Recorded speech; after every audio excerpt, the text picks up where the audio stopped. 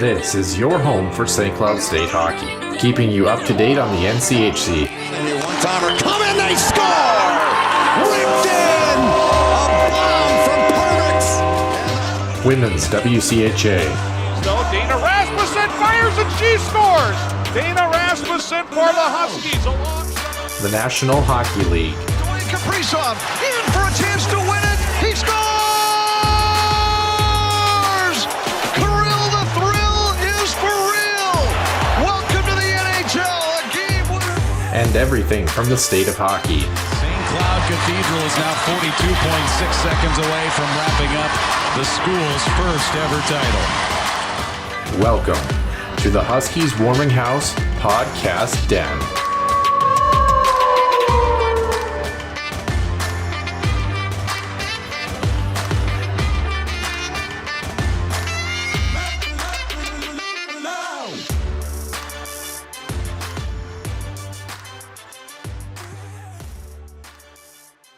Welcome in to episode number 121 here on the Huskies Warming House podcast. Nick, I've got you again. I have got you laughing at the start of a show. It's going to be a good start to the night. We are pushing the end of July here, myself, Noah Grant, alongside Nick Maxon here for the 1,000 millionth installment of the Huskies Warming House podcast, Nick. And it feels like an installment and a half. We have, yes, we're going to start out the main portion of the show again with more Hockey Canada news and also some news related to the Edmonton Oilers. Geez, it is not getting any easier in Canada. I know it hasn't been a fun thing to discuss, and we hate coming back to it. But the show content kind of writes itself, sadly.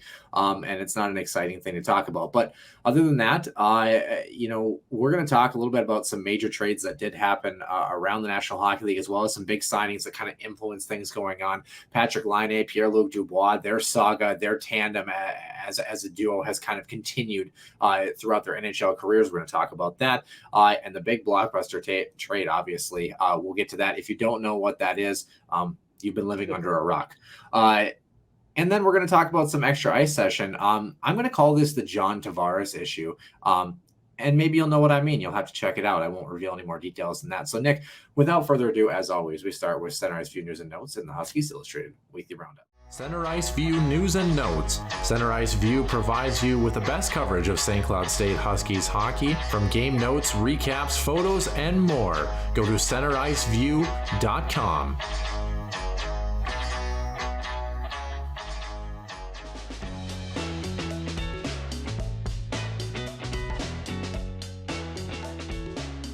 Illustrated Weekly Roundup, Noah, for the Center Ice View News and Notes. And more signings, as this time of the year tends to yield a bunch more of those, especially with unrestricted free agency. How about this one, though? Netminder Vitek Vanacek, he was a restricted free agent, traded to from Washington to New Jersey. Yeah. Dyslexia is taking effect. He voided arbitration with a 3-year pact of $3.4 million annually for the 26-year-old from Czechia. He logged a .908 save percentage and 2.67 goals against last year across 42 appearances in the 21-22 campaign, 20-12-6. Also during that stretch, he was acquired and with the 46th overall pick, I should say, from the Capitals in exchange for the 37th and the 70th overall picks in that draft just a few weeks back. So a little bit of minor goaltending news there. Not that Minnesota Wild fans have had any goaltending news of themselves. But moving forward, how about this? Speaking of Minnesota Wild and maybe former players, Nino Niederreiter finding a new home in Nashville. 2-year deal with $4 million annually. Third most in goals, 24 on the Hurricanes last season. He has scored 20-plus goals 5 times during his NHL career. 368 points over 732 games. If I saw the stat correctly, Noah, second most points by a current active player that is born in Switzerland. Number 1, of course, his now current teammate and captain, Roman Josi. So nice little step there for Nino Niederreiter. Pittsburgh continues to make things work, avoiding arbitration with a 2-year deal, $3.2 million annual for Kasperi Kapanen, the former Maple Leaf draft pick. 25 years of age, 32 points in 79 games last season, 152 career points in 321 career games in the show, Noah. Yeah, some interesting signings. I think Nino Niederreiter. I don't know why Nashville, like it felt right.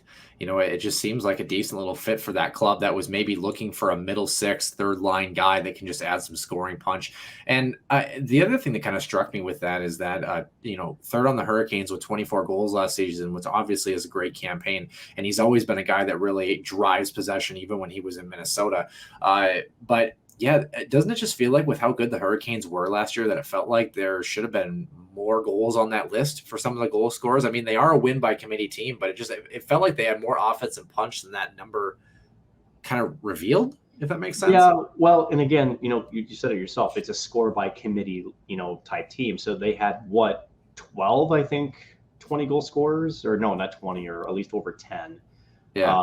So, they don't have the superstar, the top tier talent, and then you could call it just a few middle tier talents. I mean, the Hurricanes under Rod Bredemore have been a team that's been coached by committee to play like committee. It's a big reason why they're successful. Again, they're going to be a deep threat this year. Just seems to be a product of, I think, a Hurricanes management that's maybe thought they should have had some better outcomes in the playoffs. I mean, again, they've been a force in the regular season, minus maybe Jack LaFontaine. But anyways, yes, a little shot at Gopher fans. I'm sorry. And even not to get him a qualifying offer, what a road it has been for the former Gopher. But it does feel like, again, trading away Tony DeAngelo, bringing in Brent Burns, also then trading for Max Pacioretty. I mean, Carolina is kind of swinging big right now. They see an opening that maybe is starting to dim a little bit. So unfortunately for the Hurricanes, it was one of those where somebody had to be, the one to kind of get moved on. And it was Nino. Glad he found a home and being reunited with Mikael Granlund in Nashville for the upcoming couple of years. Yeah, I think the big question mark for Carolina is going to be their goaltending. Can Freddie Anderson stay healthy? Yeah, well, I mean, he had a great season last year, which has been something that has been few and far between. I mean, with the Maple Leafs, come on. Obviously, no, I mean for the Canes is what I mean.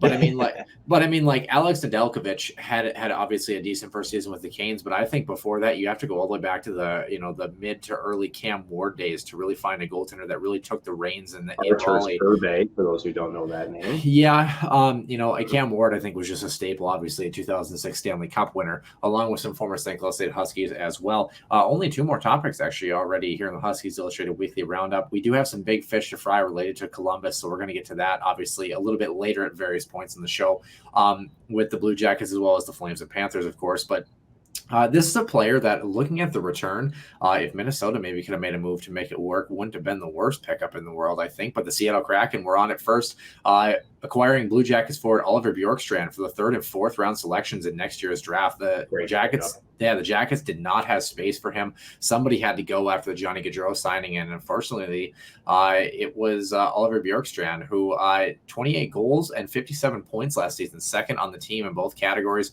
4 years remaining, $5.4 million annually, has 134 points in 382 NHL games. I think he would be a decent little fit on the Minnesota Wild squad. Maybe a slight overpay. He's probably worth maybe about $4.8 million, about $500K less, depending on, just his sample size. But he had a great year last year. And, if that was the only asking price, I think any team in the league would be smart to pay that, knowing that the Jackets didn't have a lot of leverage with him in his contract situation. So congrats to him. And the Kraken have slowly kind of retooled a little bit here. It hasn't been amazing, but I think, offense. Yeah, but I think this was the moves that maybe we expected them to have in their inaugural season. We're picking up some veteran players, some guys that have been around the league and could really bring some solidarity to a lineup and make it at least somewhat formidable. It's happening this year slowly but surely. And again, for them, they were never going to get the same return like Vegas did opening year. So you got to give credit to Ron Francis to being a little bit patient. And if you think about it, again, for Bjorkstrand and his production for a third or fourth round pick, that's not anything. I mean, considering what the return is going to get, this is a great pickup by the Kraken. And again, it's one of those where, I think GMs know how to feel each other out, and again, this, you can even relate to Kevin Fiala's situation a little bit where, how that transpired pretty quick. Some maybe said, well, that return wasn't great.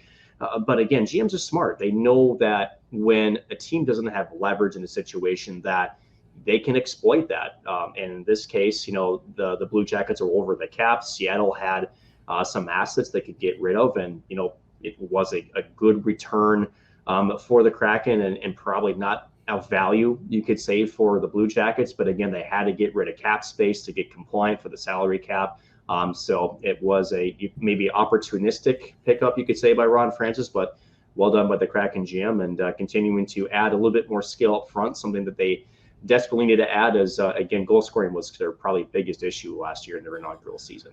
Yeah, Bjorkstrand, a cap casualty that probably would have stayed with the team had Johnny Gaudreau not signed. A third-round pick himself was Bjorkstrand, but if you look at Johnny Gaudreau, really, even with this move, if you compare him with Johnny Gaudreau, the Blue Jackets are still like plus whatever it is, 70 some points or 65 some points in this move. So the Jackets did get better. Final topic here, San Jose Sharks. Speaking of getting better, the Team USA 2022 Olympic coach David Quinn and former Rangers bench boss, a 3-year contract for San Jose, something that you had on your radar as well. A career record in the National Hockey League, 96, 87, and 25, and 105, 69, and 21 in 5 seasons for Boston University, including an NCAA championship berth. They did not end up winning that game, but they were in the title game. So, David Quinn, a great pickup for San Jose, and they're slowly trying to remove Bob Bugner's. I wanted to say stamp, but I really want to say lack thereof, unfortunately. And the San Jose Sharks, again, they are, I would say, embracing a rebuild just yet, but I think there's more indications, especially with the Brent Burns trade, that they are thinking a little bit more of restocking the cupboard. Again, there's not a lot of young prospects in that entire roster. Again, they had a run of trading away first-round picks, second-round picks, top prospects for deep playoff runs. We've talked about this before, Noah, and they really just didn't take – when the door was shut, right, it just almost seemed like they were like a baseball team that, instead of at 500, instead of selling to the deadline, they bought because they really thought they had a chance. That's kind of what the San Jose Sharks have been the last few years. And I think under Mike Greer, especially a new GM and with the new coaching staff, you kind of wonder too if the San Jose Sharks, with some of the money they have tied up too, still with William Karlsson at $11 million per season, with the Pacific getting better, the Kings have to be a front runner now with some of the moves that they've made. You kind of wonder if they're seeing the writing on the wall, and it'd be interesting to see what Mike Greer does here with the personnel come depending on how they start this season. But I would think at least some of the sales have set already down there in the valley of the Bay Area. Yeah, shedding about $6 million in cap space for the next couple of seasons with the Brent Burns trade certainly helps, but a lot of work down to do in Southern California. With that being said, a lot of work to do up north as well, as we're going to jump in to the main portion of the show.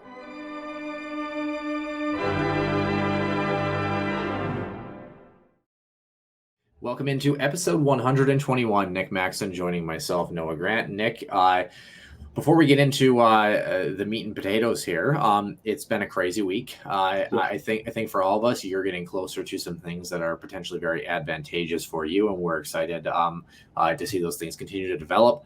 On my side, I do have some time off finally, which is really nice. Wow. Yeah, picking some. What's that like? Yeah, I'm a little bored, honestly. It's especially when you get, and you know it quite well, Nick, when you get in that workaholic mode, it almost feels wrong to sit down sometimes. Yeah. And I think especially for you and I both, myself in a hospital and you both in the banking and restaurant game, especially where you're working long days, 12, 13 hours for both of us. It can be hard to kind of shut your body and your brain off sometimes when it comes to that downtime. So it has been well needed. The State Fair obviously going on in North Dakota, although for those who are curious, just look up Kid Rock North Dakota State Fair, and it didn't exactly go off as planned, so to speak, last night. It's apparently there was no rocking from the kid, we'll put it to you that way. Yeah, apparently a little bit of wind sparked a big gust and mass exodus from Kid Rock, unfortunately. And the wind, for those who are wondering, after you get a chance to read the story, because I won't reveal it, I want people to look it up, 12 miles an hour at the time of the decision. I'll just throw that one out there. Low T's, I like it. Yeah, but Nick, time off has been good. Obviously, you're in the middle of your things, but other than that, staying busy, just trying to kind of stay afloat and prepare for what's next. Yeah, I mean, it's still, when you go through the process like this, Noah, it's interesting because there's the way you think it's going to go, then there's the way that it goes. Okay, And Johnny Gaudreau. I know, right? Or you could say Pierre-Luc Dubois. Anyway, but it's been a run. It's getting close. We'll put it that way, folks. For those who are listening and been following some of the developments over the last couple of weeks, this is as close as it's ever been. I will share that. I think that's as far as I can go with it at this point. But it's exciting. It's sort of nerve-wracking at the same time because, let's just say, things are on paper now. So there's things that are said now being placed on paper. And so now it's about sort of ironing out the wrinkles and putting pen to paper. So we're close. Yeah. To say lightly. A little bit of tweaks from things that we learned, obviously, even from the show last week. The only thing I'll say is Nick Maxon might be wearing shorts and sandals instead of a parka. That's all I want to put out on that one. With that being said, let's head up to the frigid north. And as always, we're going to start by relaying that this particular podcast and this particular story does depict multiple descriptions of sexual assaults or potential assaults, and viewer discretion and listener discretion is advised here. So can I jump in real quick, Noah? Just sure because can. Yes. Did we not cite Article 5 of the Huskies Warming House podcast clause? Right. No. I think it's important to take a step back a little bit for our listeners because this has been a story that we have covered extensively the last couple of weeks, and I think there's a question of why, right? And there's going to be some new things we talk about, which is partly the reason, right? And then there's some new developments. And for those who are wondering, this is, unfortunately, a lot of what we're talking about is highlighting some of the negatives that are in hockey right now. And have been for a long time. And, I'm an advocate for the game of hockey. I love it. I know you do as well. No, I'm not speaking for you, but again, we come to the table every week. Again, for us, it's 10:54 p.m. when we're recording this here on a Saturday night. Usually most people at the bar are asleep right now. So this is just to tell you how. Or walking away from a Kid Rock concert. Right, exactly. So, it's things that you have to talk about. And if it's going to get better, people like us bring it up because it's not that we want to perpetuate the negative. It's not that we're trying to paint a bad picture of hockey. It's that these are the things that have to be discussed.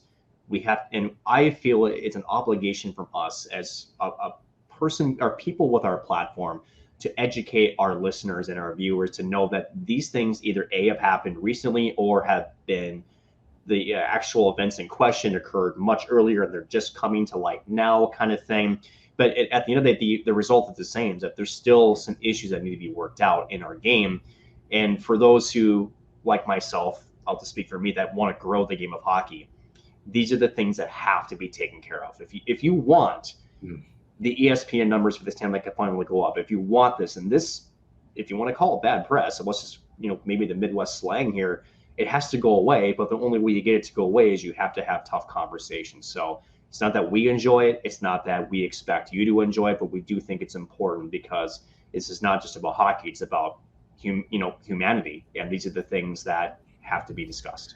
Yeah, and I think the only piece that I would add on to that, we had one of the comments on the YouTube channel last week, and of course, obviously, we thank all of our listeners and viewers, and you're free to have your opinion and whatnot. I think our goal, especially with these stories, because we realize that a lot of you that join us each week come here to listen about the positives about hockey, or kind of interesting takes related to the actual game and the on-ice product, but at the same time, our goal not so much is to, we'll throw our opinions in there here and there, or kind of some of our perceptions. But I think with stories like these, the more, the reason for the frequency and the in-depth discussion is more, we want to get the facts right. We want to kind of alleviate any misconceptions. And we also just kind of want to lay things out there for people to kind of have their own interest in. And, one of the things that this comment had mentioned on YouTube was, referencing the Kyle Beach incident, to which there were things that were found to be at fault there. And to be fair, there were a lot of people that I don't want to call them innocent, but maybe had a lesser hand that obviously were a part of that process too, that obviously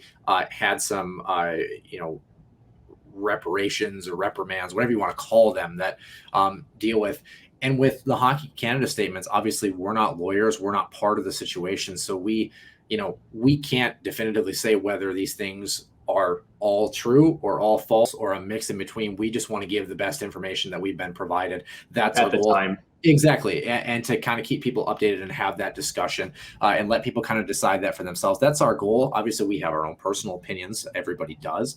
And we feel that the evidence is at least damning enough, if true, to be discussed and relevant enough to the game of hockey to discuss it. So without further ado, we do have some updates to the latest story that we've got going on. But the bigger news that actually came out was more Hockey Canada stuff related to a potential new allegation. And this, I'm going to read this word for word, so bear with me, but it is a statement on behalf of Hockey Canada that did come out. I can't remember if it was yesterday or the day before. Apologies.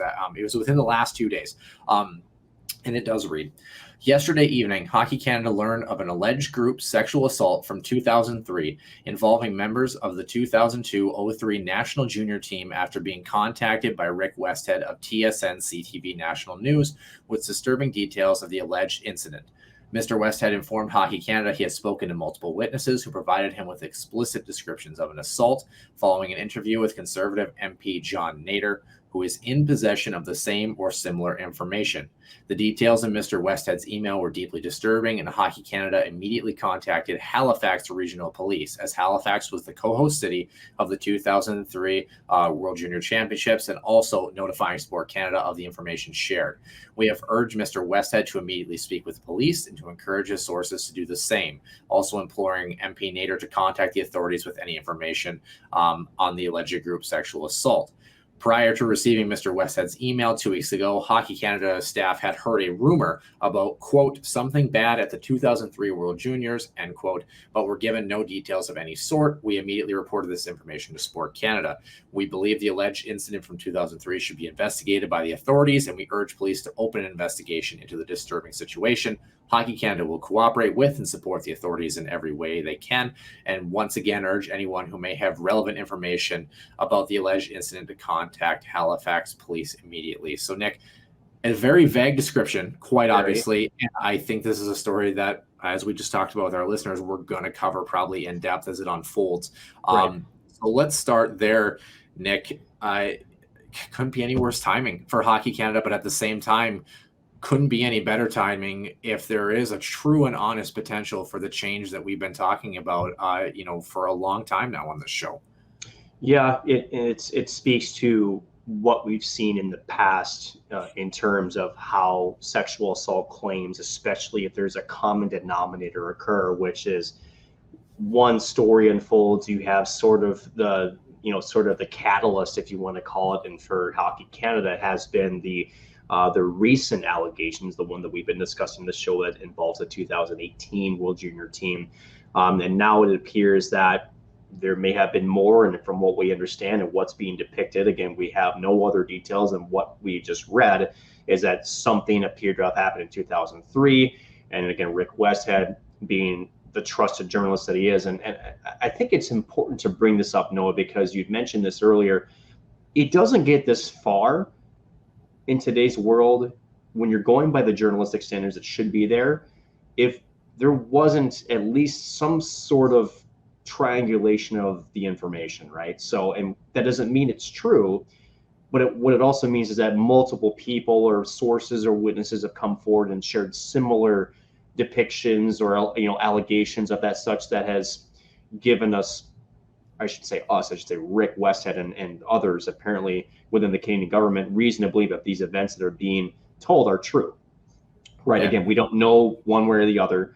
But as you mentioned, going back to the original point, this is essentially what you kind of hope for if you're have been either a victim or have maybe been, say, an advocate for a victim where, you maybe were shared a story, weren't really, and that person who was the victim didn't want to, make it public or didn't want to talk about it or didn't report it to the authorities, then that happens, right? And now, again, it's like you get that one spark and then you have more that tend to follow. And it's not that you hope to hear more of these. No, I think we got to make that point perfectly clear. But I think what you do hope is that if there were more things that were covered up, this provides the avenue for those to finally get properly investigated, have proper due diligence, and that the folks who are responsible, if proven true and proven guilty, get the rightful repercussions that they deserve.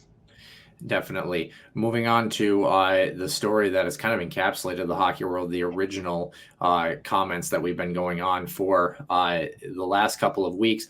First of all, Hockey Canada says it will no longer use a reserve fund to settle sexual assault claims. Hockey Canada did maintain a reserve fund and a segregated account for any uninsured liabilities as they arise. These include potential claims for historic sexual abuse. The bigger thing that has come out of this story, and Katie Strang did a really nice job of reporting this story again in The Athletic. One of the things that really stuck out to me was that, in the story, the victim said that she felt really uncomfortable and said, which I thought this was kind of weird. And I understand they had a golf outing the next day. The players did. But these players had brought their golf clubs into the hotel room, and she felt really threatened to do anything because they all had golf clubs. They had essentially weapons, so there was another part of that story. But the thing that has stuck out to me actually comes from the investigation in addition with the National Hockey League and their independent investigation of this. Lawyers said that players plan to turn over to the league 2 videos filmed with a cell phone during and after the incident, as well as 35 text messages sent between the alleged victim and one of the players, a source told TSN. So these are those videos that we had mentioned before, one that was 6 seconds and one that was 12 seconds. And honestly, if you get a chance to read the transcript, we're going to go through it here, but it's terrifying, honestly. So the first video that was 6 seconds, the exchange, an unidentified player says, "You're okay with this?" Showing the woman from the neck up in the video. And she says, "I'm okay with this." The second video, which was 12 seconds in length and was filmed about actually an hour and 1 minute later, 4:26 in the morning, the woman standing with a towel covering her chest. And the woman says on the video, "Are you recording me? Okay, good. It was all consensual. You are so paranoid. Holy, I enjoyed it. It was fine. It was all consensual. I am so sober. That's why I can't do this right now." And we have talked about in the story how she felt pressured, into those videos.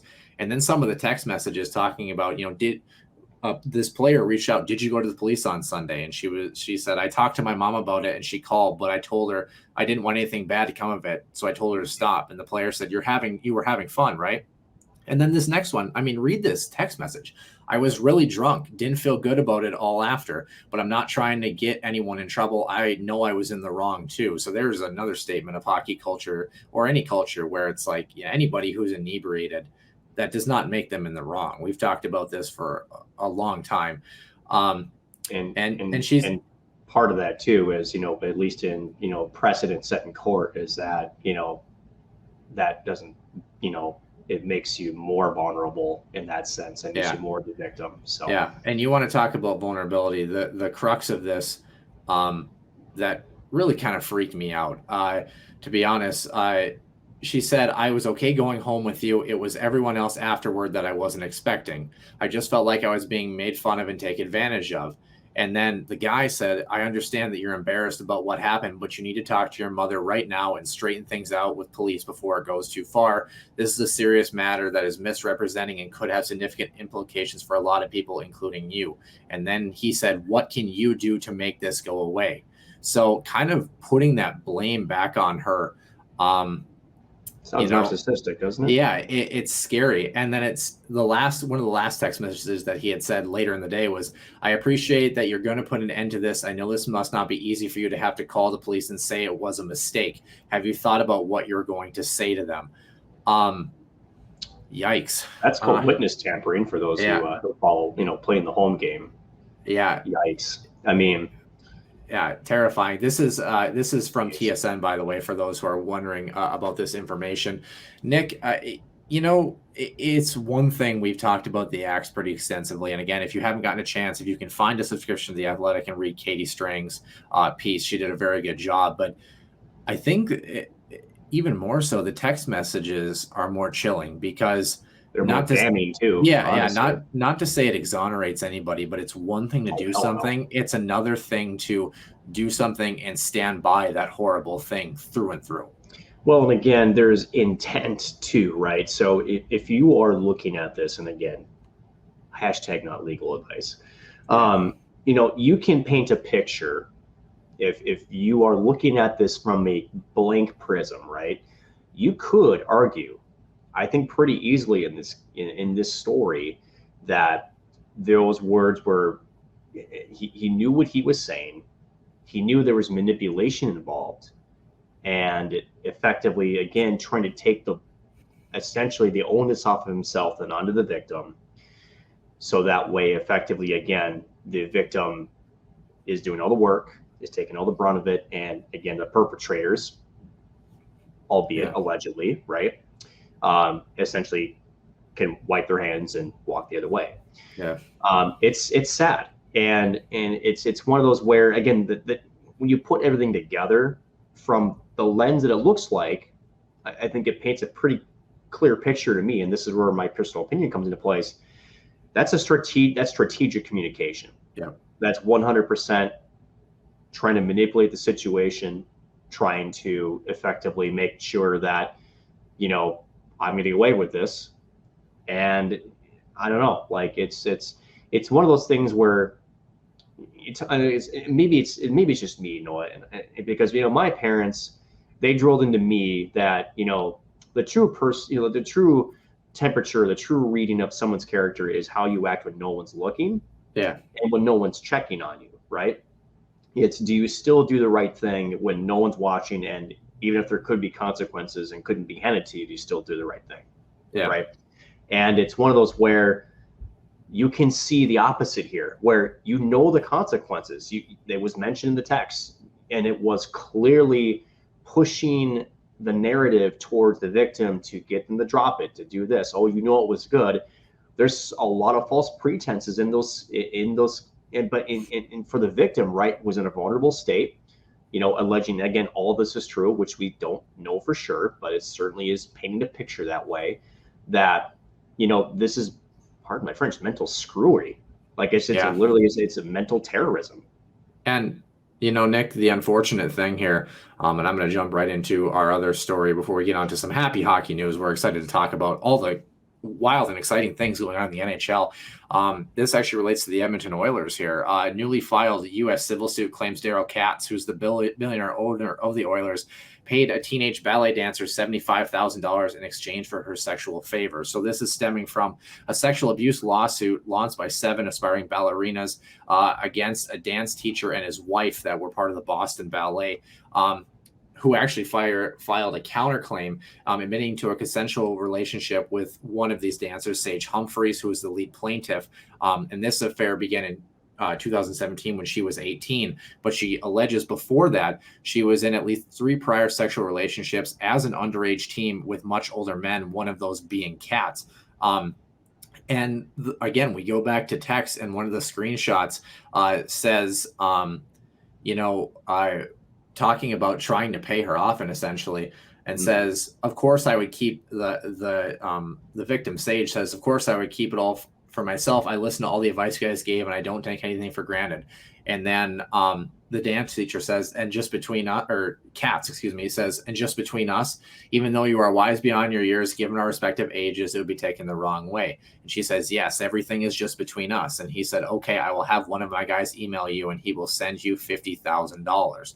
And again, we talk so much about doing something wrong to begin with, but then doubling down on that is just, it's sickening. And it's something that unfortunately, and again, we don't, we obviously ourselves have no way to substantiate any of these claims based on what we're reading. But Nick, I think it's just a dark day in the day of hockey. So, do you have anything else to add, or you want to move on? Small comment. And that's where the biggest tool for a lot of folks is money, right? And it's not small. $50,000 is not a small money. And, you got to put it from the victim standpoint here, right? When someone's into $50,000, you're almost in your head, you're almost like, okay, this is kind of a contractual agreement, right? Where it's, I'm keeping quiet and if you're paying me that money to keep quiet, then okay, right? And that's where it's one of the more powerful tools, I should say, for folks who are in the wrongdoing is the money side of it, because it is a powerful, influential device, and it can be taken as sort of like, say, pro quo, right? Yeah, it's for lack of a better term. It's justification for something that you morally shouldn't be able to justify. So and legally. Yeah, definitely. Well, let's talk about justification for the Columbus Blue Jackets. We're moving on here. 4-year deal, $8.7 million average annual value. Patrick Laine, the second overall pick, originally of the Winnipeg Jets, had 26 goals and 30 assists last season in 56 games, has eclipsed the 30-goal mark 3 times, including 44 times with the Jets back in 2018. He ranks 14th in goals and 9th in power play tally since entering the league in 2016, has 327 points in 407 NHL games. His counterpart, who was 3rd overall in that draft, accepted a 1-year, $6 million qualifying offer. The other side of that trade between the Jets and the Blue Jackets, Pierre-Luc Dubois, the 24-year-old, reportedly informed the Jets in June that he still plans to test unrestricted free agency when eligible back in when 2024 rolls around. His agent, Pat Brisson, revealed earlier this month that the Quebec native would like to play for the Canadiens. 102 goals, 137 assists, 361 career contests, getting his money, and then sounds like he wants to get out of Dodge once he's finally eligible to be an unrestricted free agent. So, Nick, did the Blue Jackets make the right move? Is this an overpay for them? And is there any freaking chance that Pierre-Luc Dubois stays a Winnipeg Jet? No. No. But I think the bigger question is, what's the percentage he plays for the Montreal Canadiens? Yeah. Right? And that's the thing is, I get it. When you grow up so close to an NHL rank, there's always, that hometown team that you want to play for. It goes back to your childhood, to say it lightly. But, the thing is for Pierre-Luc Dubois, I don't know. And it's interesting because there's been, his character's kind of been highlighted a little bit, going back to the John Tortorella feud on the bench. A lot of people point the finger at John Tortorella. Pierre-Luc Dubois has apparently, again, not really been as fully engaged in Winnipeg, too. So, really, what's going on? We don't know. Yeah. And then for Laine, I would say this is slight overpayment if I'm looking at it from a clear lens, because Laine is kind of a boom bust. He's a talented goal scorer when he turns it on. I think, again, consistency is a problem for him, as well as his defensive game as well, if there is any. So, again, you pay him to score goals, and, back in 2017, 2018, I think, wasn't that his rookie year, or is that his second year? I'm pretty sure I think it was his second year. Yeah, no, that would have been his sophomore year. Yeah. That was, where a lot of and that's funny how the storyline changes so quick, right? Because it was, so the line had been number 1. Back then. And I think that storyline has been buried since then, with Austin Matthews on the torrid pace that he has been. He's been a much, you could say, more complete player. Yeah. So, slight overpay for Columbus, but again, Columbus, a lot of good things happening, especially with the addition of Johnny Gaudreau. Obviously, losing Bjorkstrand is big in their top 6 as well. But for a franchise that they've had spurts of star talent, to get Gaudreau and then to keep Laine, it's worth the gamble, it's worth the dice roll, and you got to give Columbus a little credit. Slight overpay to keep 2 offensively gifted players. You never know, why not? Here's your comparison here. Kevin Fiala, 7 years, $8.9 million, had 86 points in 80 games played. 56 points in 56 games for Patrick Laine, just $200,000 less per season and 3 years less on the term because he is an RFA. So, that's kind of your comparable there for guys that are maybe kind of in the same window, but bring a little bit of a different element as to the way they approach their scoring touch in the National Hockey League. But there's a lot of scoring touch and non-touch GM-wise to go around. So our final topic of the main portion of the show, Nick, the blockbuster trade that everyone had their eye on last night as we record here on Saturday night. If you're watching Blue Jays Red Sox, by the way. Yeah, what? And that was insanity. And I watched the replay of that too. It was just one of those nights where nothing could go right for the Red Sox. I mean, it was insane. It's I don't know. I almost thought I was watching the Minnesota Wild for a second. beyond that, the Calgary Flames traded star forward Matthew Tkachuk and a conditional 2025 fourth-round draft pick to the Florida Panthers. Coming back in that deal was Jonathan Huberdeau, Mackenzie Weegar, Cole Schwindt, and a conditional 2025 first-round pick. The Flames announced on Friday. So the draft selection heading to Calgary is lottery protected. Florida subsequently did ink Matthew Tkachuk to an 8-year deal through the spring of 2030. I really want to think about that. My God. No kidding. $76 million total for the contract. The American is coming off 42 goals and 62 assists for 104 points. And on top of that, Jonathan Huberdeau heading the other way, 30 goals, 85 assists, 115 points, tied for second in the league with who else but Johnny Gaudreau. And Mackenzie Weegar, 44 points in 80 games, 156 blocks, 179 hits in the National Hockey League last season. And Cole Schwindt made his NHL debut in 3 games last year. The caveat to this, both Huberdeau and Mackenzie Weegar are UFAs after next season. So that's really going to be the tail of the tape here.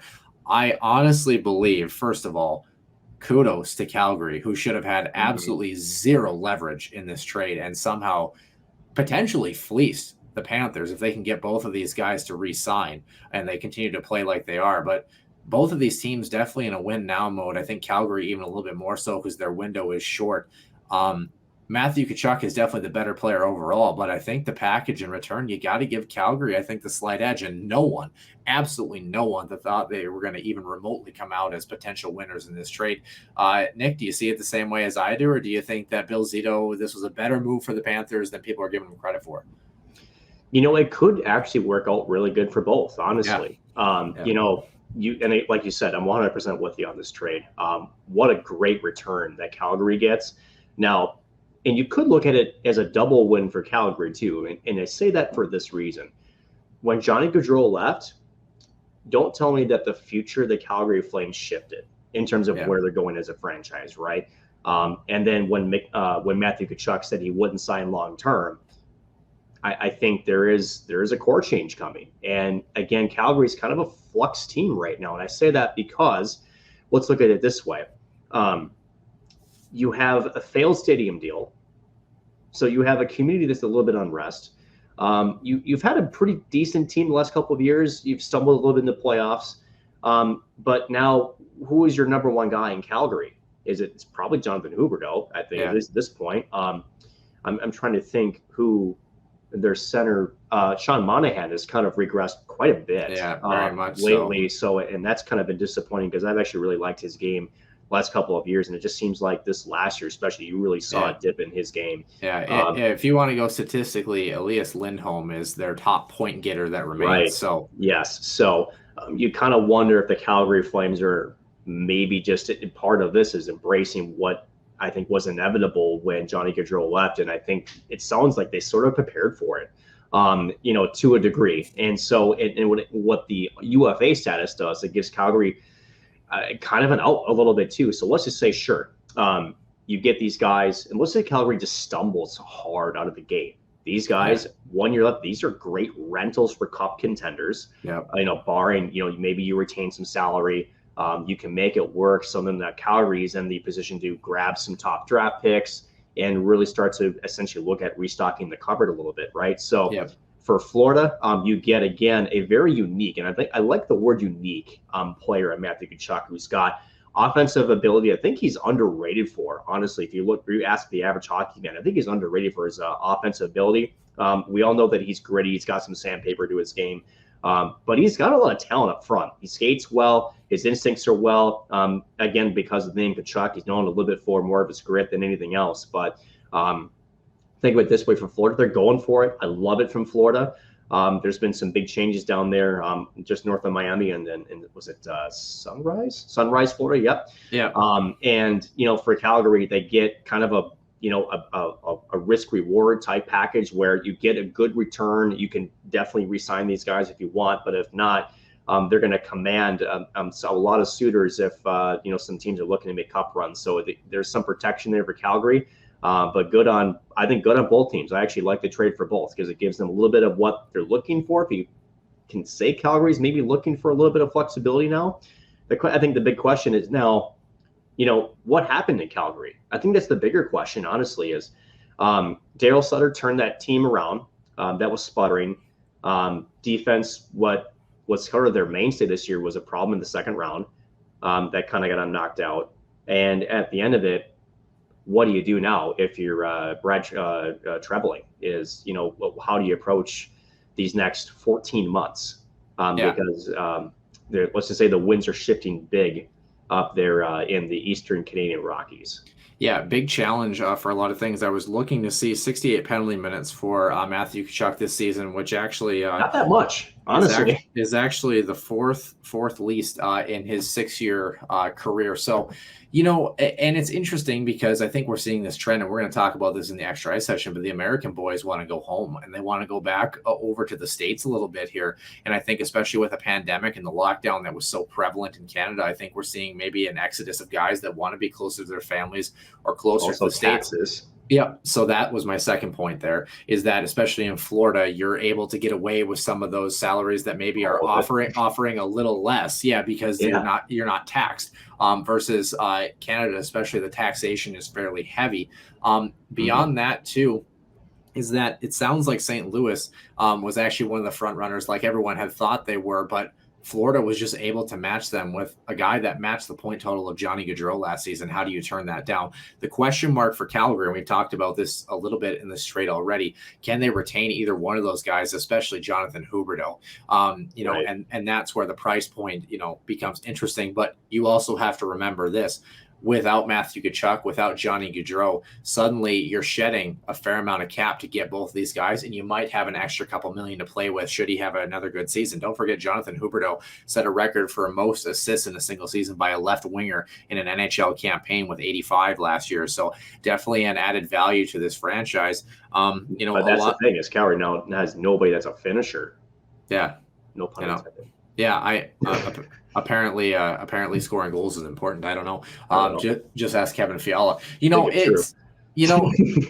But it's interesting. Like you mentioned, this could work out for both these teams. I still think if both of these guys re-sign in Calgary and play the same way that they have, Calgary actually ends up on the better end of this deal. But it's no secret and no stretch of the imagination to say that Matthew Tkachuk is probably the better player here. And, he was an MVP candidate versus Jonathan Huberdeau was like an MVP candidate. And there's a big distinction between being elite and being the elite of the elite. And Matthew Tkachuk, I think, just slowly slipped into that second tier last season, over 100 points in the campaign. And Jonathan Huberdeau, don't get me wrong, had a great season, but I think just the consistency that we've seen year in and year out from Matthew Tkachuk, when really it was only him and Johnny Gaudreau who were riding shotgun with each other for the longest time in Calgary. He's a complete player and someone who definitely brings a lot of tenacity. But this is probably the biggest pound for pound deal that we've seen since maybe Shea Weber, PK Subban. I mean, it's hard to think of it. It's hard to think of another deal that really kind of matches this, unless I'm easily missing one, which is highly possible. So kind of final thoughts on this trade. Is there anything that you wanted to add here?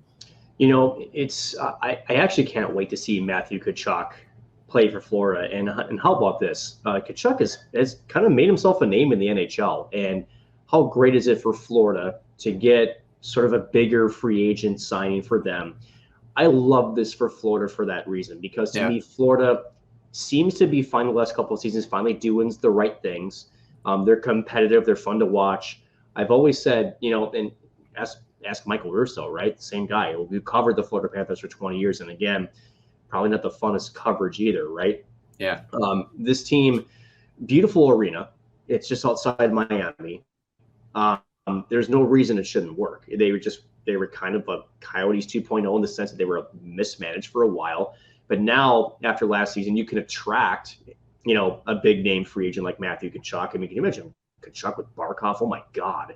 That's nuts. And, to bring excitement to South Florida, I mean, look what the Tampa Bay Lightning have done to hockey in South Florida. I mean, I was there not that long ago, in fact, end of May, and you go anywhere from the Fort Myers area to Miami, there's Tampa Bay Lightning billboards everywhere. And when we were there, Tampa Bay Lightning playoff hockey was on a lot of bar screens, and that's fantastic. And now it's time for the Florida Panthers to match that. I think the Battle of Florida should be just like an LA Anaheim type battle or a San Jose Vegas type battle where it's just a bloodbath and you got two good teams going at each other. That's great for hockey, especially in a non-traditional market. I'll just leave it at that. Yeah, almost as powerful as Sabres versus Coyotes, right? You know, that's the tank bowl. Yeah. Noah. Yeah, throw the Canadians in there as a wild card. The thing that my final thought here, a lot of people have been kind of ripping Bill Zito about this, and like I said, Calgary could come out the winner here if one of those guys or both of those guys does not re-sign in Calgary, though. Florida definitely makes out like bandits in this one. So, a lot of pieces that we'll have to definitely revisit in the coming year. But with that being said, we're going to head on to the Extra Ice session where we're going to talk everything about the John Tavares.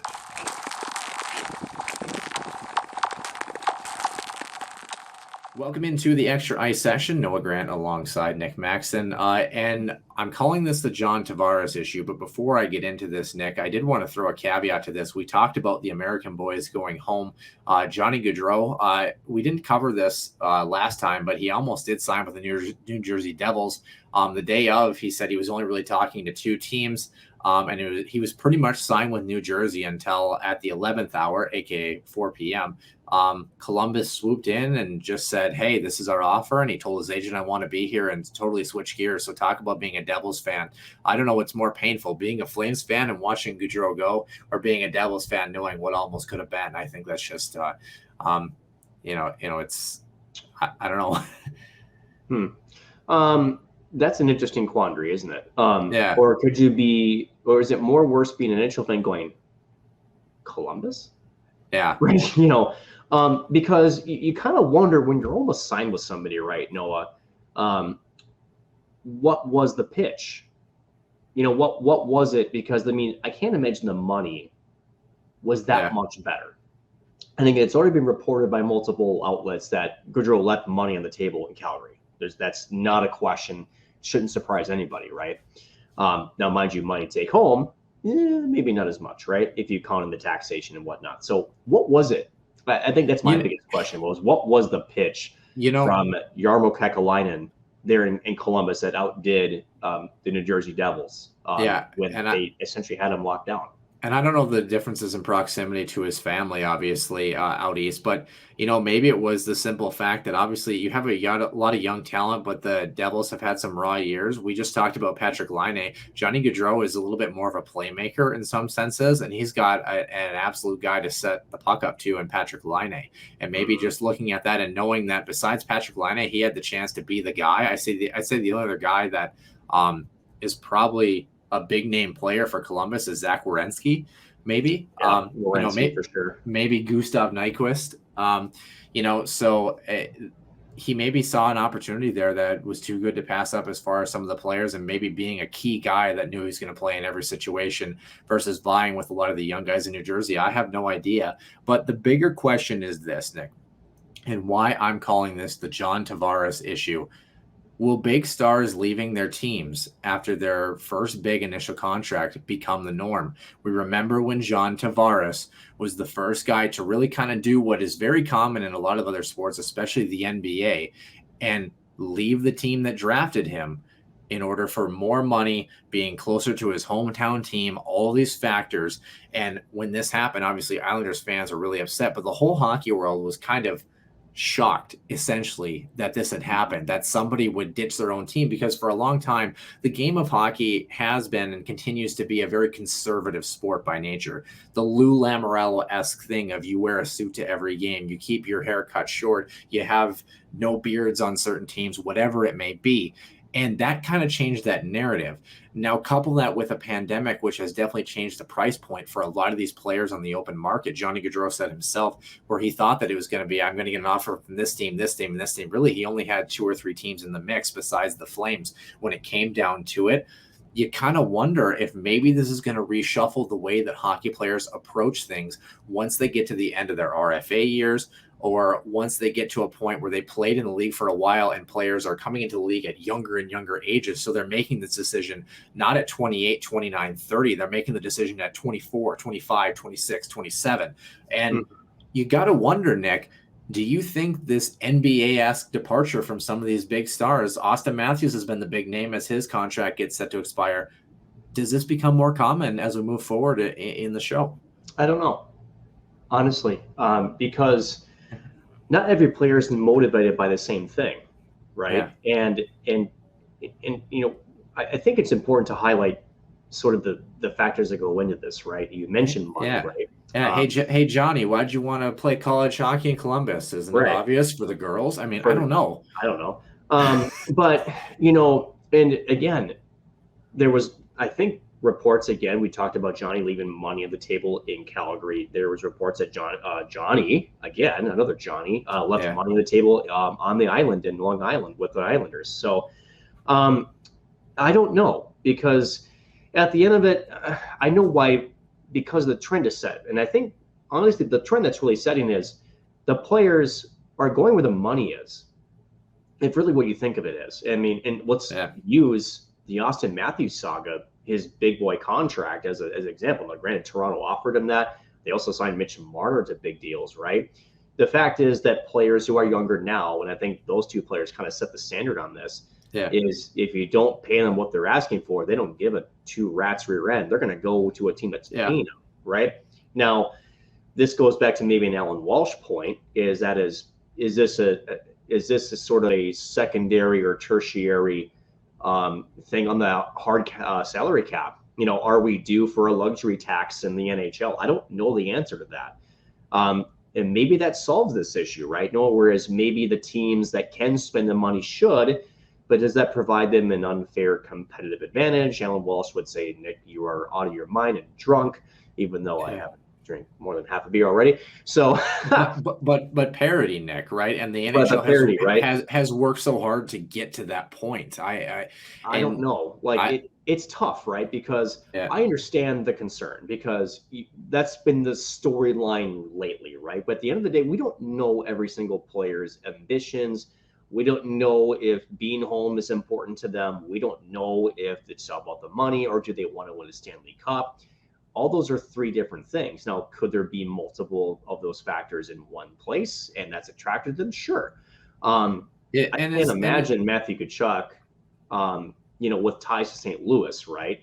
I think what surprised a lot of hockey fanatics is Florida, and not the two-time Cup winners of recent, the Lightning. This was the Panthers that did this. So, and again, he does the extension, the max extension that you can get. So he got his money at the end of the day, and we'll never know if that was the only reason. And my question is this, because obviously, like you mentioned, in a lot of other sports with luxury tax, or, in Major League Baseball, the rich teams and the poor teams, and then the 50 feet of crap in the Oakland Athletics, there is, did you see it, by the way, did you see the article? I forget was it a pitcher for the A's who was headed to the All-Star game, and he ended up flying with the Houston Astros because the A's wanted to have him fly commercial, and they're like, no, you can just fly on our private jet. So still some things to be worked out there in Southern California, but quite a few. I think Oakland's in Southern California. I have no idea. Not quite southern. Yeah, I don't know. I also thought Oakland's on the opposite side of San Jose. Also, for the longest time, I thought the Ontario Reign were actually in Ontario, Canada. They are in Ontario, but a different one. Just ask the Paling brothers. But beyond this, one of the issues that I think the National Hockey League is having, and we're seeing it especially in Canadian markets as opposed to places like Florida, you have a player, let's say, for example, when we've talked about escrow and a lot of the things, this was a big issue with Jonathan Toews and the Chicago Blackhawks. But if you make $10 million, which is what Jonathan Toews makes, it looks different in Chicago versus what it looks like in Calgary versus what it looks like in Florida. And that's an issue that I think is hampering some teams when it comes to the negotiating table here. So how do you alleviate that too as well? Because that is really no fault of the teams. It's just where they're based out of, unfortunately. So it has to, deal with a lot of cap restructuring things. Don't point at the Minnesota Wild for this one, but it's that's an added issue too. But I kind of wonder, for example, let's pose the theoretical question: is there a possibility that Austin Matthews is not a Maple Leaf after his contract is done? Is that isn't? Yeah, is that a legitimate? Is there enough of a percentage here to say that Austin Matthews could not finish his career as a Maple Leaf by the time that he's in his late 20s? And Noah, you know a little bit more about my personal story than a lot of folks. And it goes into why I mentioned it this way. And maybe it's just the way I look at things. If it's not zero, there's a chance. And maybe it's the Lloyd for Dumb and Dumber. So you're saying there's a chance. So you're saying there's a chance, right? And it's because I've been on the receiving end a couple of times of the 0.01% things, right? And you could call it Murphy's Law, but once a fluke, but two, it's like, okay, in my head, it's like, okay, even if it's 0.01, there's a chance, right? Yeah. And I think the bigger question for Leafs fans is, okay, so what does the team payroll look like at his contract end, right? Because if he wanted the big money, now mind you, that was 60 goal scorer in the National Hockey League. Well, they're Austin Matthews, right? He's a pinnacle offensive force in this league. And I think the bigger question is, Noah, is what does the NHL do once escrow is paid back? Yeah. Because you got to remember, escrow was never intended to be this permanent thing. It was supposed to get away from the debts.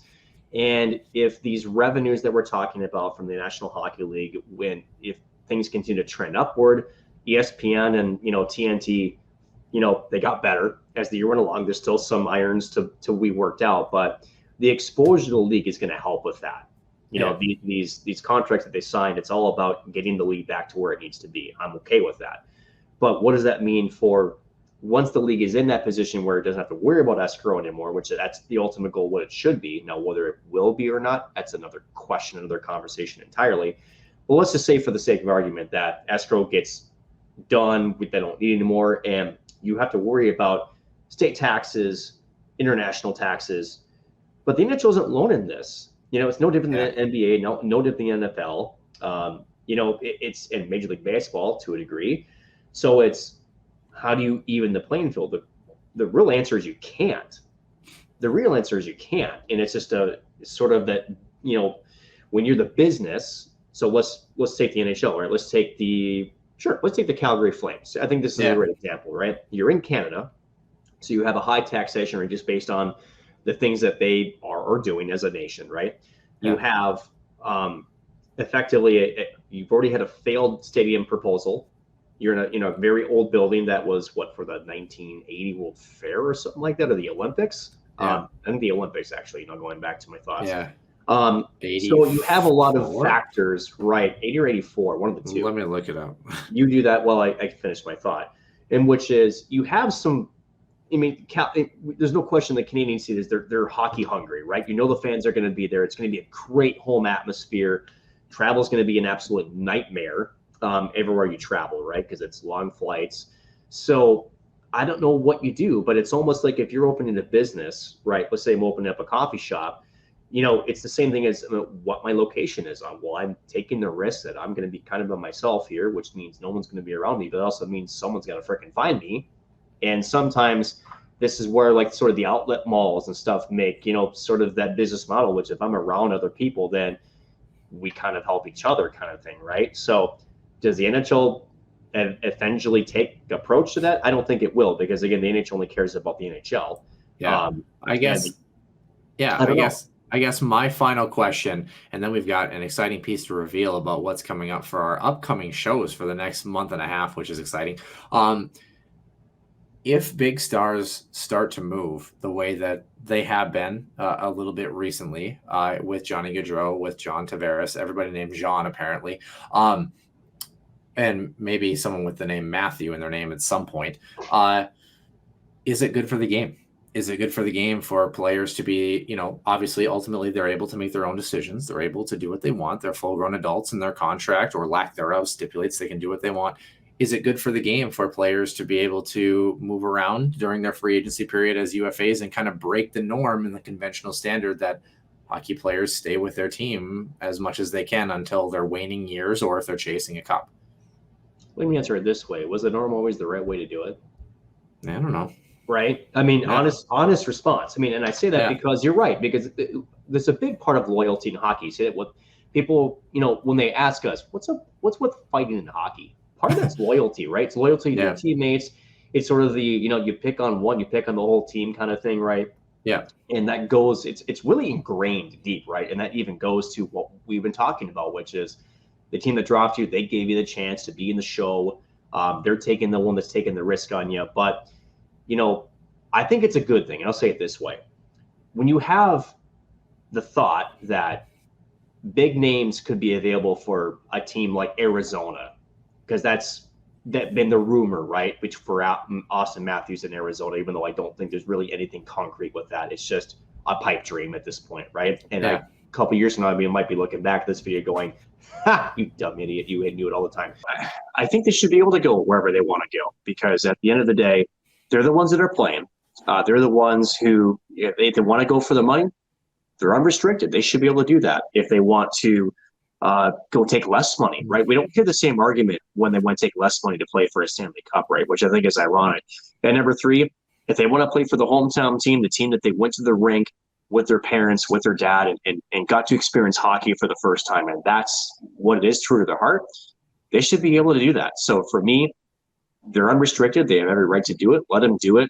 If it's a trend, that means that more and more teams are able to get high-end talent. And it also means, to agree, Noah, that there are more high-end talent players in the league where they have to move around to get the money they think they deserve. Yeah, no, I definitely agree. It'll be an interesting kind of trend that we're going to keep an eye on, obviously, moving through the next year. But just kind of an interesting thought. I thought it would be to kind of pause a little bit of discussion there, as we've been kind of, this is the crux of summer where we get to see a lot of these things kind of happen. So maybe we'll see a trend that is going to be important for the future. As far as trends are concerned, though, Nick, only one more thing to add, and this is a trend that we actually started last year on the show. It was a brainchild of yours, and I think we're going to do it again with a little bit of a twist. So we are approaching the last week of July, the start of August, and of course the men's hockey season starts their first game on October 1st. So what better time to do, like we did last year, our NCHC previews of all 8 teams in the conference, kind of ranking them from where we think they're going to finish all the way to the top, except for the fact that, of course, our St. Cloud State Huskies will obviously be the final team that we'll preview before the start of the season. But with that being said, Nick, I think a little bit of a twist here, and we'll find some way to incorporate this. Maybe we'll announce it on Twitter, but my first original thought, as we just hit the midnight hour here on Sunday morning, is that we kind of did a little bit more of how you and I broke down pieces for the team. And we're still going to do that, but I think it's important. Maybe we'll pick maybe 3 or 4 listener questions, if they have any, about each of the teams that we can really discuss in depth, and really kind of have a mini fan mailbag each week about each of these teams, and kind of pick maybe some of the best questions. And we can always do more than 4, but maybe that's our first thought to start with, about some thoughts that fans might have about each of these teams and questions they want us to consider and really address on the show. I think that would be a fun little caveat as we get started with our NCHC previews. So, Nick, with that being said, we are going to start with the Miami Redhawks next week. And by next week, we are going to end up recording. It's going to be the last weekend that should be affected from my work schedule. So we are going to record on Monday, August 1st. Show will come out on August 2nd on that Tuesday. So for those waiting for that first NCHC preview, it's going to be a little bit of time, just a little bit over a week, as we start with the Miami Redhawks. So if you have any questions, find us at Warming House Den. We'll post something more about that as we get closer to, so you can drop your questions in, and we'll sift through some of them and see which ones are the most appropriate for the show. Nick, anything else to add here for episode number 121? What an episode it was, right? Holy cow. Yeah.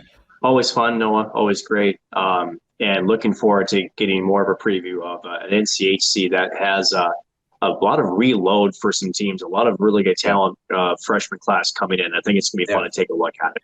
Yeah, it's been a long time since we've talked college hockey, and of course that's the reason why we're ultimately here for some St. Cloud State and NCHC action. You won't want to miss it. So for Nick Maxon, I'm Noah Grant, and we will see you soon in the den.